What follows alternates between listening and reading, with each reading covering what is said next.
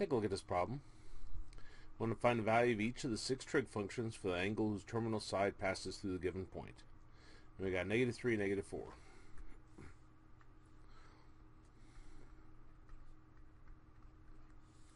Okay. Now we're given this point, so this is our x and this is our y. And if I were to think what quadrant that's in, it's down here. Okay. And this goes back to our formulas. Sine theta is equal to y over r. Cosine theta is equal to x over r.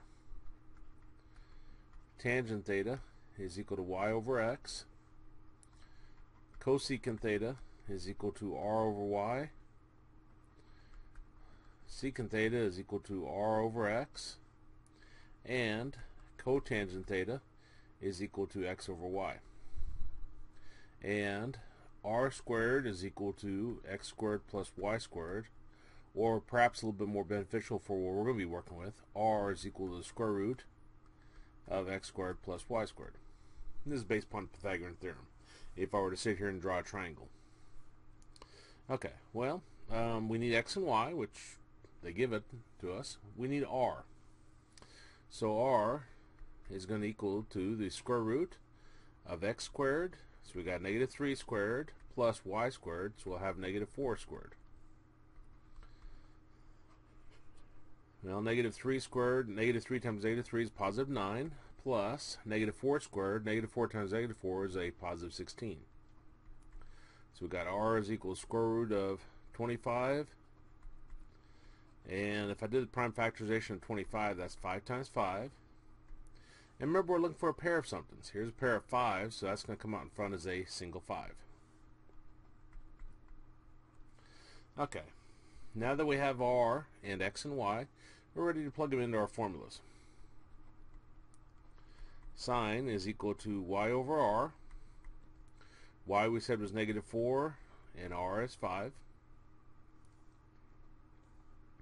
And you'd enter this in as -4/5. Actually, no parentheses there, I shouldn't say. You would enter it this way without the quotes. Okay, cosine. Cosine is x over r. Well, x we said was -3, and r we just said was 5. So how we'd enter that in for the answer? We'd do -3 divided by 5. Tangent is equal to y over x. Well, y is -4 and x is -3.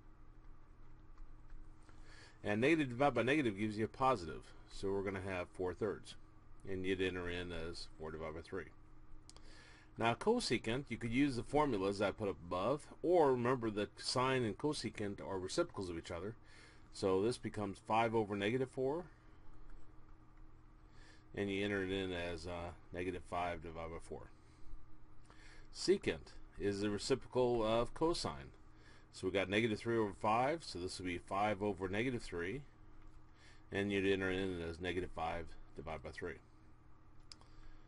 And cotangent is 4/3, so, or tangent's 4/3, so cotangent will be 3/4. And we do 3 divided by 4. And those will be our answers.